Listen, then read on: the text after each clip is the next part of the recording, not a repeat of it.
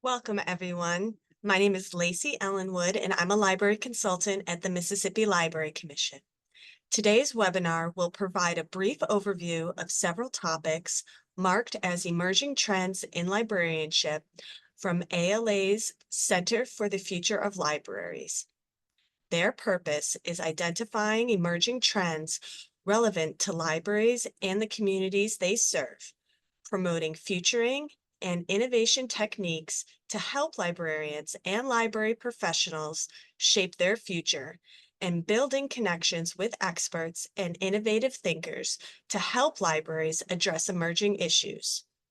Sometimes taking these concepts and making them a reality in our libraries can seem daunting, but hopefully after watching this webinar, you will feel more confident in your knowledge of these trends and see that implementation might already be taking place in your library. It's just got a fancy name now. So let's get started. There are many emerging topics coming from and impacting public libraries. In this webinar, we will be briefly discussing these five: going unplugged at the library, emerging adulthood, the importance of creative placemaking, slow librarianship, and a publishing trend with short reading.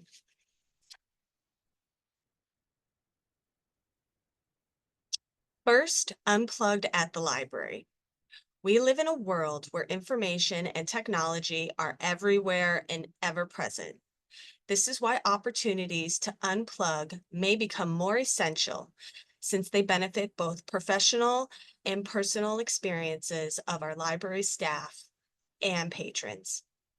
The availability of technology and the constant connectedness that it provides, coupled with an intense amount of information, places many of our patrons and library staff in danger of cognitive overload.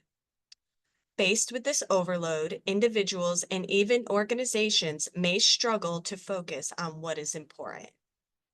In addition to requiring an unplugged space to focus on library work, unplugged spaces may also be required for retreat and renewal.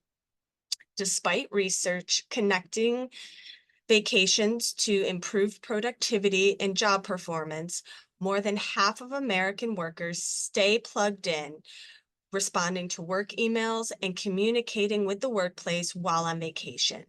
I know I've been guilty of staying plugged into work at these times. If we look at the private sector, many hotels promote the availability of the internet and workspaces. Some escape destinations actively promote a lack of internet and phone signals, seeking to lure travelers interested in disconnecting from the workplace demands and that general connectedness. Libraries can take this lead to build unplugged spaces and programs for their library staff and patrons. What could going unplugged look like at your library? So libraries can capitalize on our patrons' perceptions of libraries as quiet spaces, marketing some of our spaces in our buildings as places to unplug, concentrate, and to focus. This may be a rebranding from quiet reading spaces to unplugged zones or digital escape spaces that capitalize on this trend. New products, including clothing, phone cases, and bags, have been developed with the express purpose of disabling technology and limiting incoming communication. Libraries could purchase these to circulate in-house or to patrons wishing to engage in going unplugged at their homes. Pushes for device-free zones, digital detoxes, and unplugging challenges all demonstrate an awareness of hyperconnectivity of life and a growing movement away from that level of connectivity.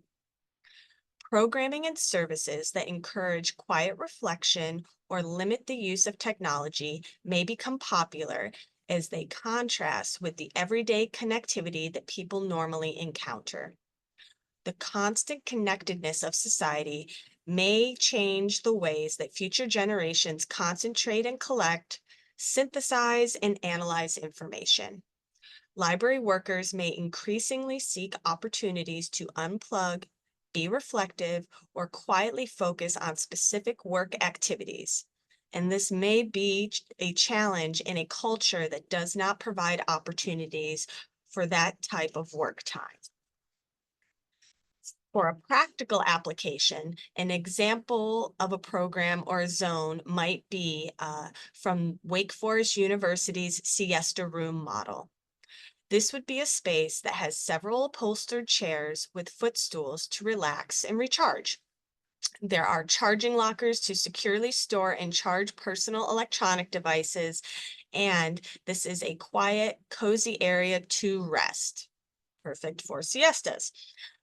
Some of the Wake Forest guidelines include a technology-free space. This means no calls, text, or emails because patrons are using the charging lockers to secure their personal electronic devices or laptops.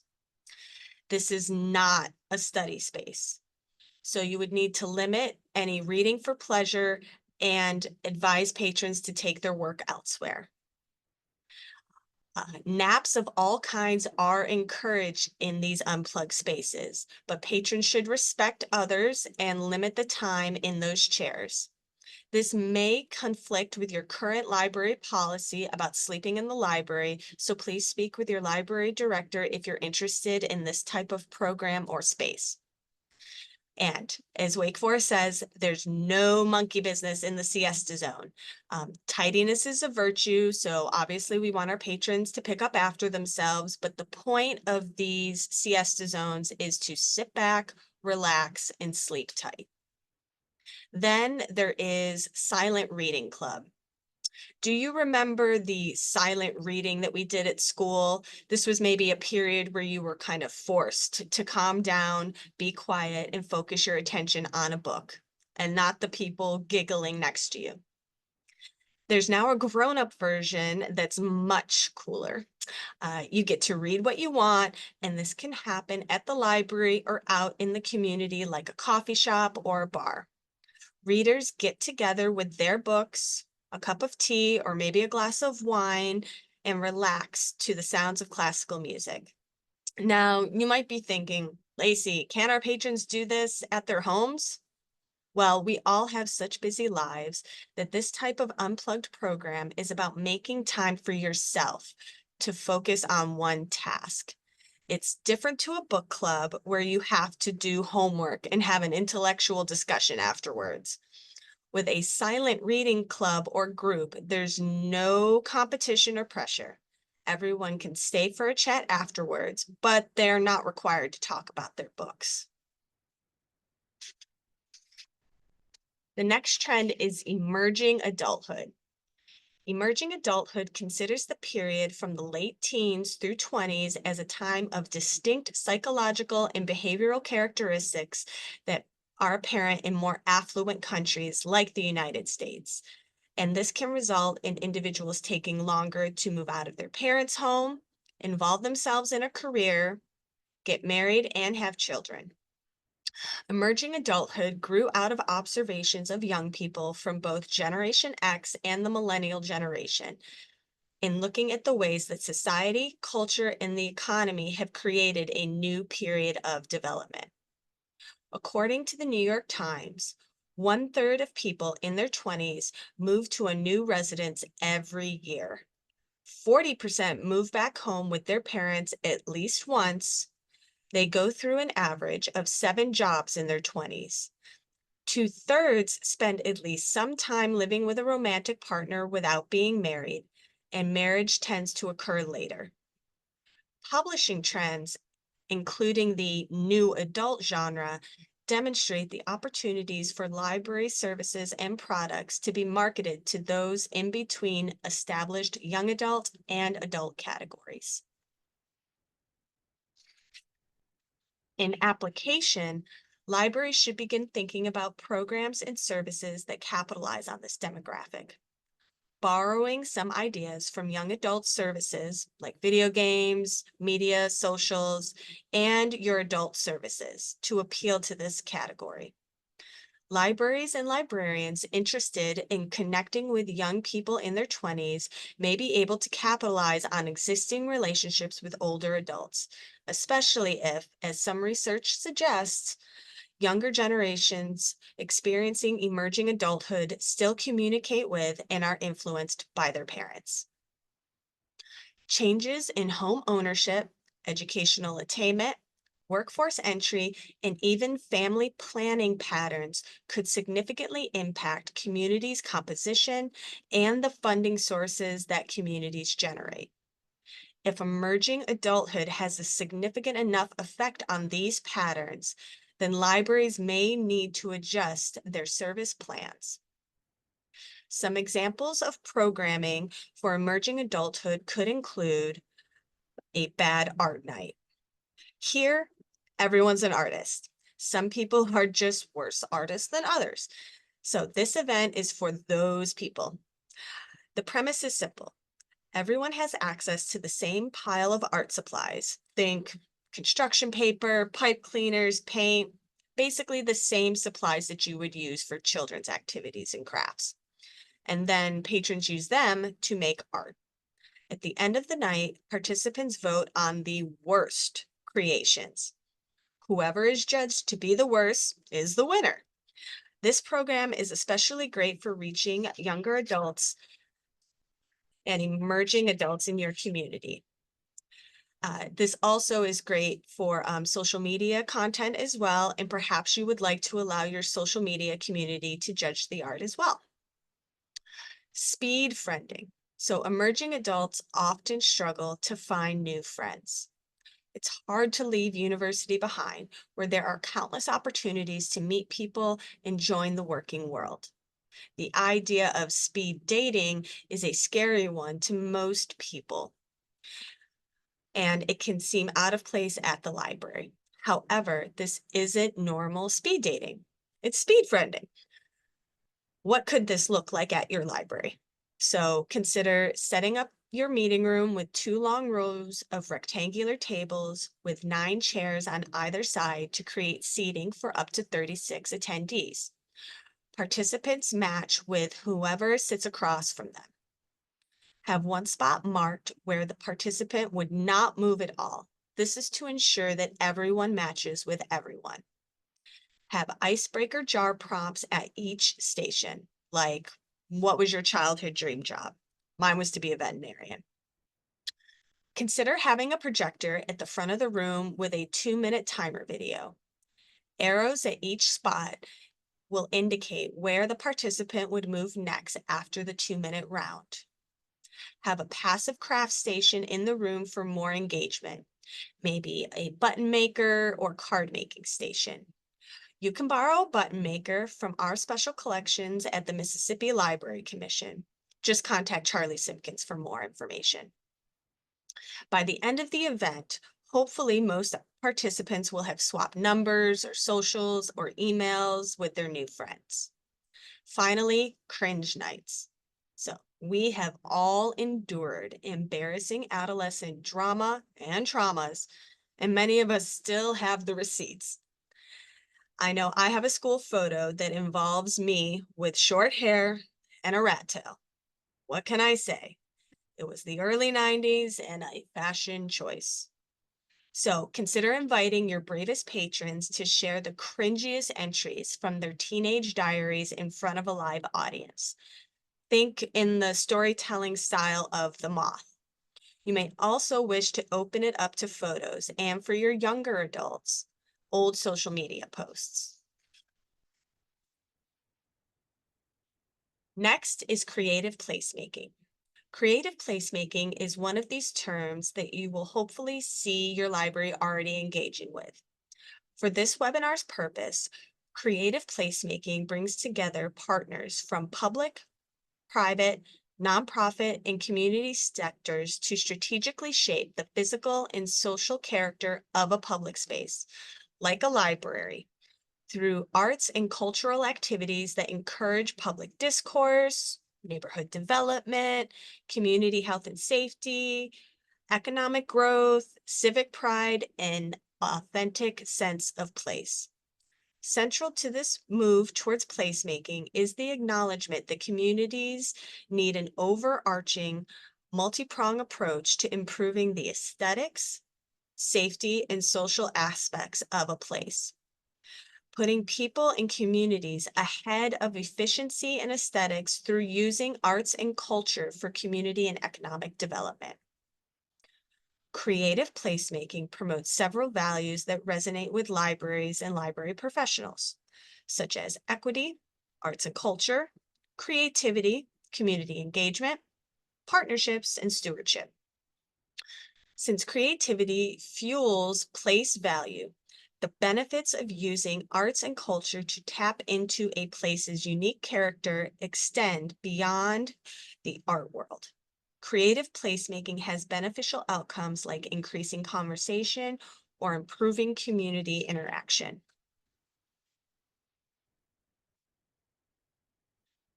The resulting activities can range from art and mural installations that beautify neighborhoods to events and gatherings that bring different neighborhood residents together, to the installation of temporary galleries or spaces that help people experience a new service.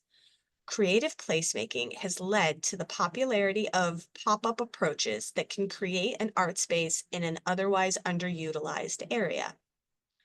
Creative placemaking advances the sense of place in libraries, transforming spaces that may not be particularly inviting or personal into places that are attractive, convey meaning, and build and sustain memories. For many community members, libraries have provided a place that creates meaning and memory. Creative placemaking could be a new strategy for continuing this focus for libraries. Even if creative placemaking is not a formal part of a library strategic plan, the success and popularity of these projects could move civic leaders to expand their discussions of community development through the library to include the arts and place as much as traditional services. After the process and creation of space, creative placemaking activities often require programming to sustain continuous placemaking that benefits the community even after its designers are gone. As creative placemaking seeks to engage individuals across communities, it will need to be observant of diversity, equity, and inclusion, leveraging cultural competence in community discussions, acknowledging diverse hierarchies of values and privilege, and integrating differences to meet the needs and interests of all community members. The Tempe Public Library offered a special opportunity such as the Family Space Libraries program to bring families with young children together and to build social connections between older adults, young parents, and relevant community services. It's one of the myriad of ways that the library's outreach staff collaborates with colleagues at their local community center to maximize possibilities for community engagement. In recent years, public libraries across Canada have collaborated with Indigenous artists and community members to make Indigenous identities, Indigenous artwork, and storytelling practices more prominent in the public library spaces. An important element of public art and creative placemaking is recognizing the history of the site and the different groups who occupy the space. For Canadian library projects, that means acknowledging a history of genocide, displacement, and ongoing harm against Indigenous peoples. Libraries exist as a public space with a specific cultural use, a place for generating and sharing information, storytelling, and public access to archives. Canadian public libraries have identified the need for more Indigenous library professionals, committed to integrating Indigenous methodologies into catalogs, and push for artworks for and by Indigenous community members. So creative placemaking, from my perspective, is fundamentally collaborative, engaging the community and stakeholders from the start. The community itself is both the driving force of creative placemaking and the key measure of its success. Next is slow librarianship. Slow librarianship is about being intentional with your actions, modeling the behavior you want to see for users and staff, and being open to learning and change. Some of the core principles include the rejection of urgency culture, the creation of truly safe spaces for staff and users to learn and explore together independently, and taking a strengths based relational approach. The movement provides sustainability, social justice, and quality values to promote more meaningful evaluation of library services. Despite the influx of new technologies like AI and the culture of hurried lifestyles, libraries can be seen as one of the only places that embrace the slowness of living in the now. Building connections are vital to librarians, and having the space to build relationships with our patrons is deeply apparent. We earn the trust of our patrons with our research skills that uncover information that is undiscoverable by others. As libraries, we have the knowledge and skills to access credible, accurate, and relevant information that we then present in digestible bites for our patrons. Slow librarianship highlights how library workers build relationships by interpreting and meeting their patrons' needs, providing valuable services to their communities. This approach involves slowing down internally and focusing on learning and reflection, collaboration and solidarity, valuing all kinds of contributions, and supporting staff as whole people. Slow librarianship requires that we devote time towards creating a learning culture. A learning culture is one where workers want to know more about their patrons' needs and how they use the library, where workers are given time to learn, and where the organization comes together to learn and reflect together. At the heart of a learning culture is relationship building. How can we really know the needs of our communities if we are not out there getting to know them? Otherwise, we will only really know the needs of our loudest library users. Library technologists who are not public facing need to see how patrons actually interact with library technologies so they can better understand the pain points and gaps our patrons experience. Create a culture of abundance rather than scarcity. Recognition is one of the few resources in libraries that is endlessly abundant. Yet, so many libraries and professional organizations manufacture scarcity with reward systems that engender precarity and competition. When workers feel secure in their jobs and feel their work is valued, they aren't pushed to one up their colleagues and can instead focus on doing what is best for their patrons. Collaboration, not competition, is what makes libraries successful. Value all kinds of work.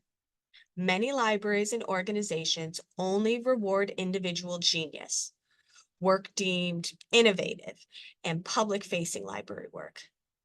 This creates an incentive to do things that are cool and visible rather than things that could have the greatest positive impact on patrons. When libraries devalue maintenance work, they are incentivizing staff to abandon existing projects. We need to value maintenance, small incremental improvements, and work done behind the scenes is labor that is just as critical to functioning as highly visible work. We should also remember to keep our values at the forefront. Too often, we have seen libraries adopt technologies without considering how consistent those technologies are with their values. Are the technologies accessible to all? Are they collecting patrons' personal data and selling it to data brokers? And using social media tools that have caused psychological harm to young people, are we endorsing their use? If our values are not at the forefront of our decisions in whether or how we use technologies, perhaps they are not our values at all. Slow librarianship isn't a specific prescription or destination, but a way of thinking about our work that can benefit and orient it towards our values and our patrons' needs. Reflecting on the role of the librarian is essential for growth in the field of library services. Slow librarianship requires self reflection for those who want to develop a mindset that can analytically gauge current structures within the library. These reflective stages can be viewed in 4 steps. Relationship building. A prime example is the work of public libraries nationwide that strongly focus on community engagement and building relationships with patrons. This approach has led to a significant increase in patron satisfaction and library usage.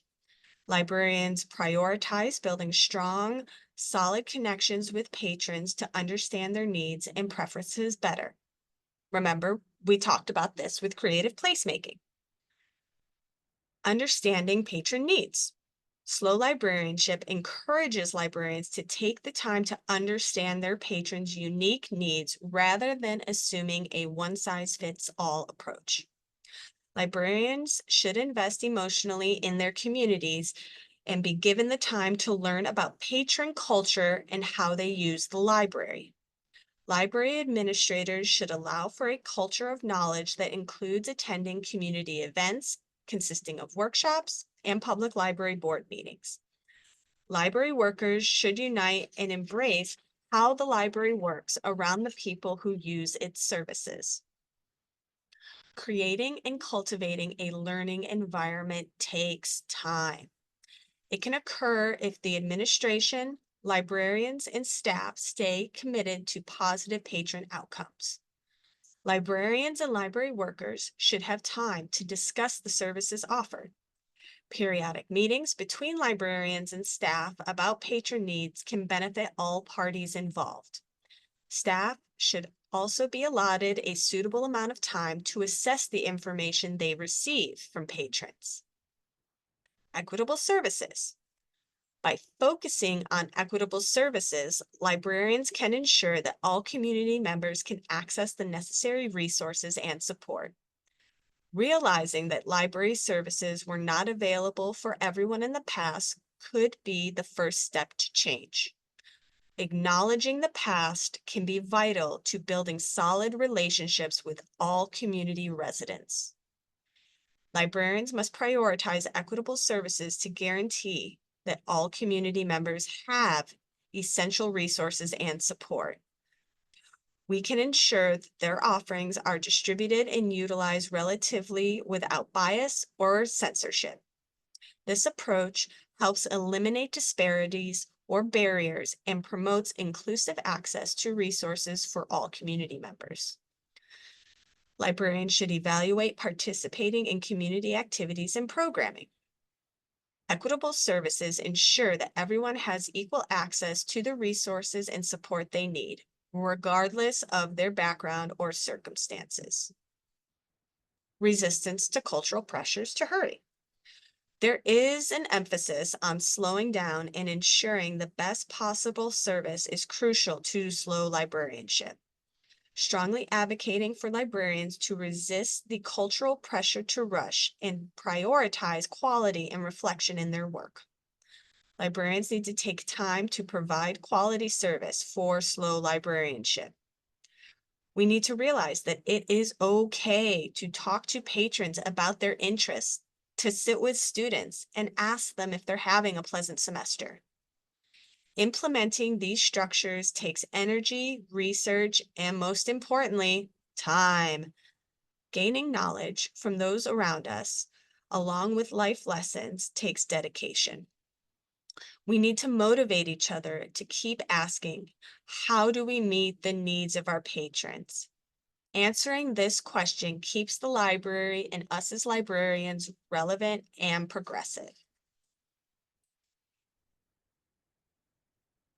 Our last trend is short reading. Short reading incorporates formats that take advantage of short opportunities to read. They help encourage reading among those that are pressed for time, reluctant to read, or distracted by technology.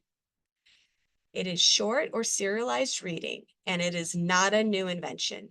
The first thing that came to mind when I heard about short reading were the serialized pieces by Charles Dickens. Most of Dickens' novels were first published a few chapters at a time in inexpensive monthly installments, a format known as the book in parts. Today, several new innovations have pushed short reading into more modern formats and venues.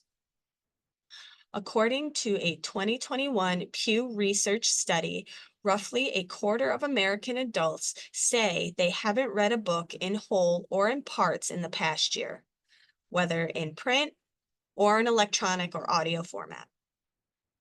There has been an uptick in the share of Americans who report reading ebooks, from 25% to 30% since 2019. Simultaneously, books have steadily increased in size from an average of 320 pages in 1999 to 400 pages in 2014. This part of a growing shift towards digital publishing allows for publishers to be less concerned with the cost of printing and readers to be less concerned with the size and heft of books. Publishers and technologists recognize an opportunity to expand into the non-reading market and take work against the trend of longer reading to push more accessible forms of reading. We could look at Amazon Kindle Singles. It promotes a short form fiction and nonfiction that includes older stories and essays from celebrated essayists and magazine writers, for example.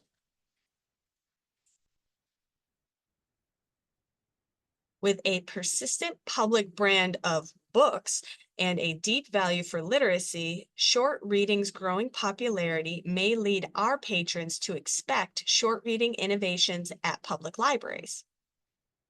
As many libraries have experimented with quiet reading programs, short reading might also provide a new opportunity for programming or user engagement. Short reading interventions could be particularly helpful for reluctant readers, including our teens. In Chicago, the Chicago Public Library and the city's transit authority partnered to create CPL on CTA, which provides riders with access to the library's digital content, including ebooks by Chicago authors, blog posts written about Chicago, and other city-focused content, which are all meant to help writers use their transit time for quality reading instead of technological distraction. Short reading is also being used as a civic and social innovation tool. As part of a promotion for Wi-Fi service in subway stations, New York City's MTA partnered with Penguin Random House to launch Subway Reads, a platform to deliver novellas, short stories, or excerpts from full-length books to passengers' cell phones or tablets based on how long they would be on the subway. There were 10-page selections for a 10-minute ride, 20-page selections for a 20-minute ride, and you guessed it, 30-page selection for a 30-minute trip.